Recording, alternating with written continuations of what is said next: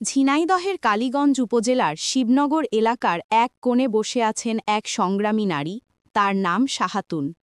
৬ বছর আগে হারিয়েছেন জীবনের সবচেয়ে বড় ভরসা, স্বামীকে। প্রতিবন্ধী সন্তানকে নিয়ে কঠিন সময়ের স্রোতে ভেসে গিয়েছিলেন একা, কিন্তু হাল ছাড়েননি। কারো কাছে বোঝা না হয়ে বাবার বাড়ির পাশে ছোট্ট একটা জায়গা ভাড়া নিয়ে গড়ে তুলেছেন নিজের স্বপ্নের আশ্রয়।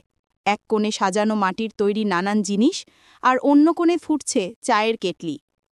এখানেই তিনি খুঁজে পেয়েছেন নিজের সম্মানের রুটি, নিজের টিকে থাকার পথ। দিনের পর দিন রোদ বৃষ্টি উপেক্ষা করে হাসি মুখে তিনি কাজ করে চলেছেন।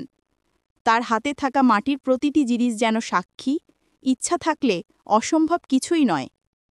বৃদ্ধা শাহাতুন যেন বাস্তবতার চোখে আঙুল দিয়ে দেখিয়ে দিয়েছেন, এই পৃথিবীতে নিজের বেঁচে থাকার দায়িত্ব নিতে হয় নিজেকেই।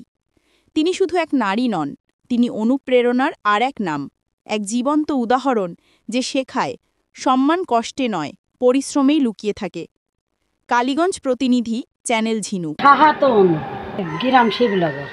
এখন কপাল মন্দ, আজ ৬ বছর স্বামী মেরে গিয়ে ৪টা ছেলের মাথার সমস্যা, তাই নিজে কর্ম করে পরের জায়গা নিয়ে খাই, মাসে ১,০০০ টাকা ভাড়া দিতে হয়। আরে বাপ, পরে কি দেয়? ১ দিন ২ দিন কেউ দেয়? নিজের কর্ম নিজে করে খাতে হয়, তাই খাচ্ছে। কপাল যদি ভালো হতো তাহলে কি আর খাতাম? তার ছেলে তাও মাথার রাস্তার পাগল, সময়টি রাস্তার পাগল।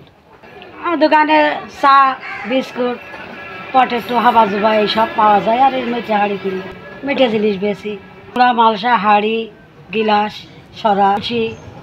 বাইরের মানুষ জায়গার লাগে তারা আসে কিনতে। মহিলারাও কেনে, বিটারাও কেনে। হিন্দুরা মরে গেলে খুব বেশি মালসা নাই, নোংরা নাই। আমি এখন আল্লাহর রহমতে যাই হোক টুকটাক দিনভরটা চলে, দেড়ি মজুত নেই, ক্যাশ টাকা নেই, যা হয় তার মধ্যে খাই পরি মাকে যে। আর নিজের ইচ্ছা নিজেই চলছে, নিজের কর্ম নিজে করে খাচ্ছি, তা কইব কাঁদ দেবো।